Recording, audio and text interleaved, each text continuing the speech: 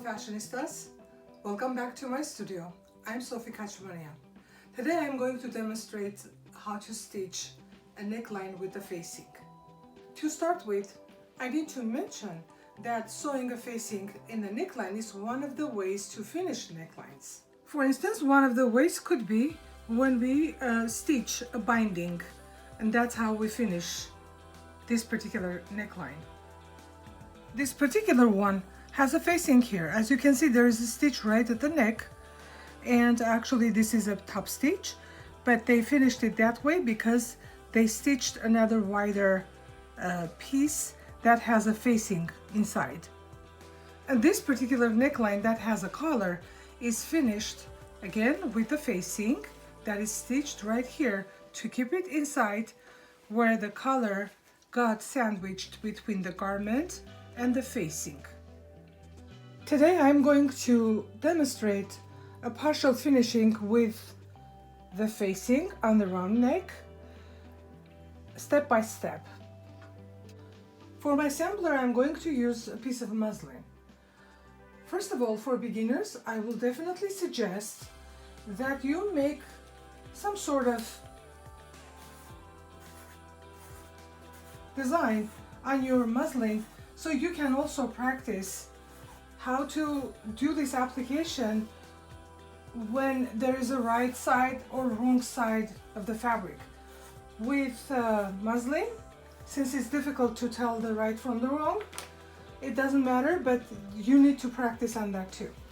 After I do this, obviously I'm going to cut my garment pattern. This is my garment, and I have a facing here. So here's my facing, and that's my garment. Please pay attention that your grain lines are running at the center. The grain line means we have to cut these patterns this direction, meaning the grain line should be running parallel to the selvage. In other words, I am not allowed to put my patterns like this and cut, nor like this and cut. Well, that said, now we're going to start preparing our fabric for cutting. In production, obviously, the patterns are cut in open situation like this because they are cutting multiple pieces at the same time. But since I am cutting one garment, supposedly one sample, I am going to fold my fabric. You see the right side of the fabric is inside, and I'm going to place my center front grain line right at the fold, and then I'm going, in order for me to save some fabric, I'm going to put my facing right at this corner, at the opening of the neckline, matching, fold lines are matching with the fold of the pattern here, like this, like that. And we're going to trace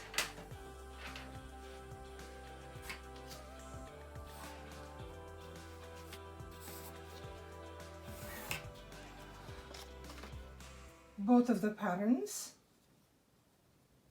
correctly and carefully.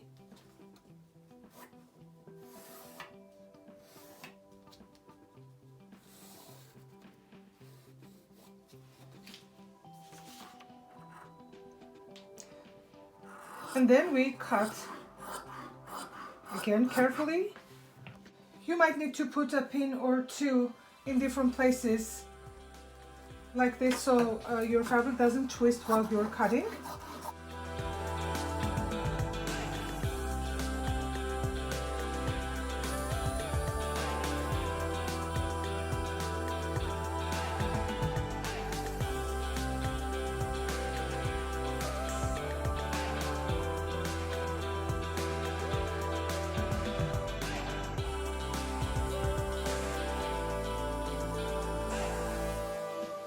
As you can see, my facing compared to the garment fabric is stiffer, and the reason for that is the facing is fused.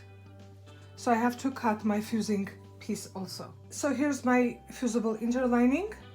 Sometimes we call it pelon. I kind of started tracing this piece where I placed it, my facing, I placed it at the fold precisely like that, and then traced it. So after tracing, I also cut this piece.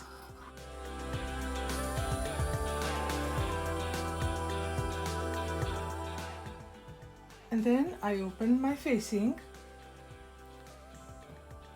and place my interlining that precisely matches with my facing, and I need to press it. We need to be careful not to distort the shape of this very fragile piece. That's the reason we start pressing it, the two of them together, starting from the center. Please be careful to put the interfacing correctly, meaning the glue side should be touching the wrong side of the facing. Otherwise, if the glue was on this side, it will attach itself under my iron. So then I go step by step. You see, I'm not ironing, I'm pressing my pieces where I put the iron down and steam and let it go. If you accidentally stretch this piece and it cools down, then your facing will be distorted and it will stay like that.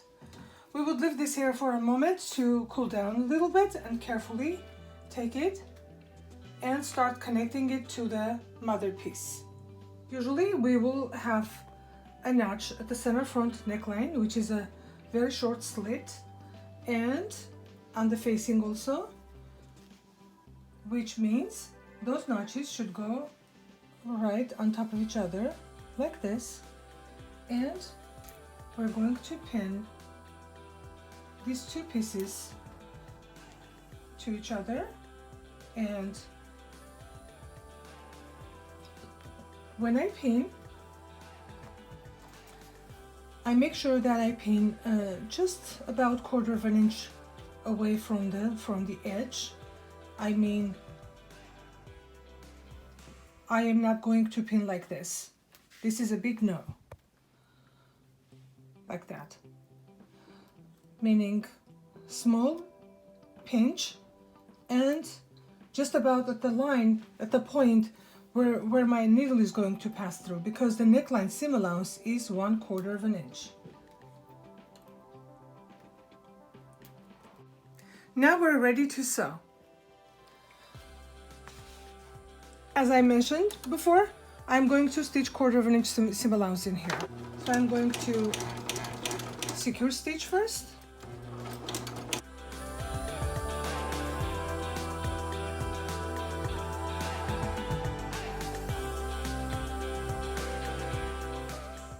Okay, I'm lifting my fabric so it doesn't get stretched.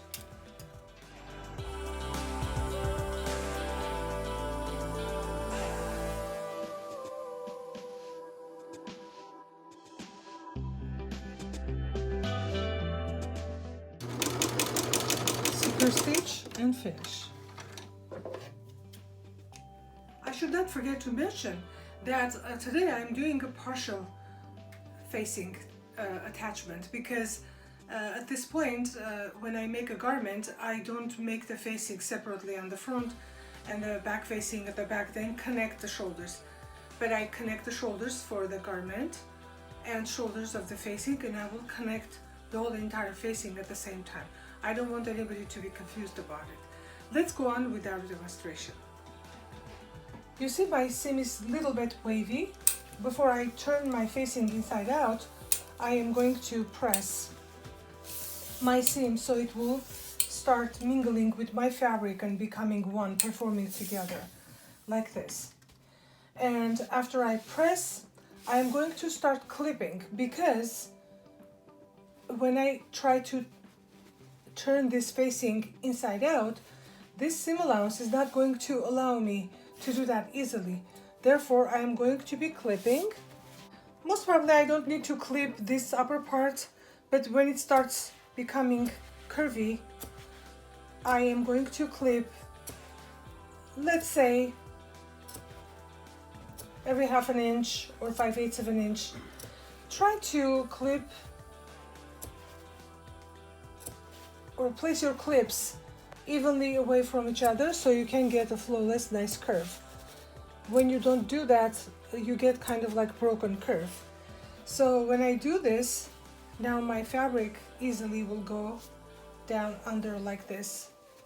And that's what I'm going to do in a second. You see, this is my intention. I want to go to the back of the garment, and the clipping will stretch and let my fabric to fold. Now the next step is to apply understitch or stay stitch on my facing while I am grabbing my seam allowance together. So again, the seam allowance and the facing together will be held like this under the presser foot, and we will stitch 1/16 of an inch away from the fold. And why we do that? We do that because it pulls the garment neckline fabric towards underside and creates a graceful fold instead of us being able to see the seam. Also, this seam, which is my second seam that I'm applying on the same place, is going to keep my garment's neckline nice after even washing. Okay, so again, I push the seam allowance towards my facing, hold it like that, and I'm going to be stitching right where my nail is, 1/16 of an inch away from the fold right here. Okay, so let's do it.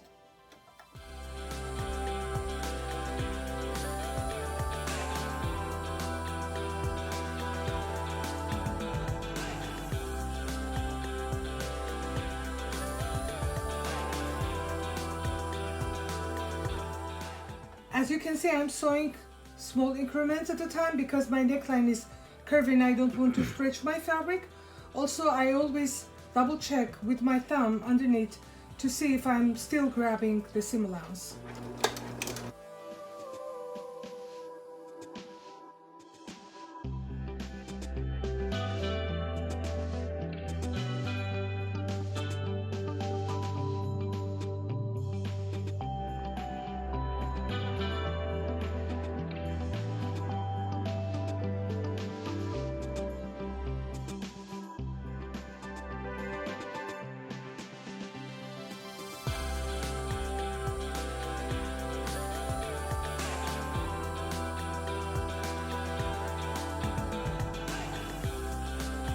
So my stay stitch or my understitch is applied. Now I need to fold my neckline under. As I mentioned before, that is going to push my facing a little bit further in where the fabric of my neckline is folding towards the facing, which creates a clean and beautifully folded neckline here.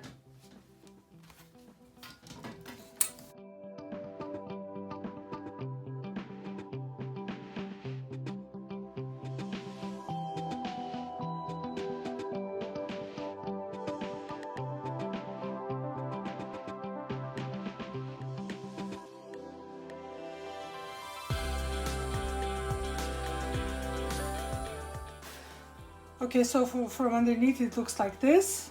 On top there's no seam, which means I didn't do top stitch. Sometimes some of my students will be confused and they will stitch through the fabric, but that's not what you want to do. This is not a top stitch. This is an understitch, and it should stay under the neckline or under the armhole or wherever the facing is. Now I have to clean up and finish my sampler. Finishing means that I have to finish the end of the facing, the edge of the facing, which is usually overlocked. If you don't have an overlock machine, you can zigzag it. But you have to stop the ends from unraveling.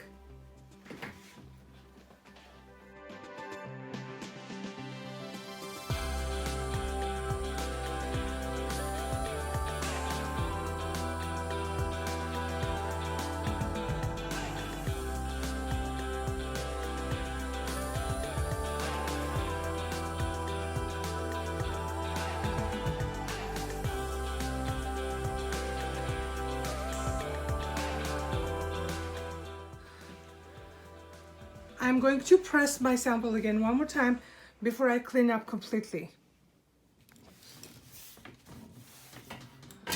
Okay, so in production they will finish such facings just like this. Now, this type of samplers, let's say sometimes for students, is to keep in their sewing books. So I suggest them to clean up the edges of the sample before you put that in your book. So let's do that.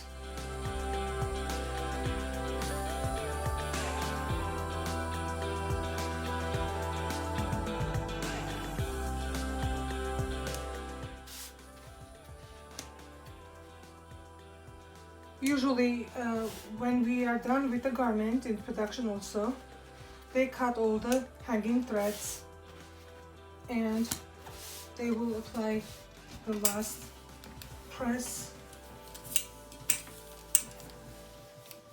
You see, if this was a real garment, we were going to overlock the armholes inside of the garment or the shoulders and everything. So pretty much my finishing step here is serving that purpose, so we understand that the garment is always finished properly inside of it, and the inside of it is as important as the outside.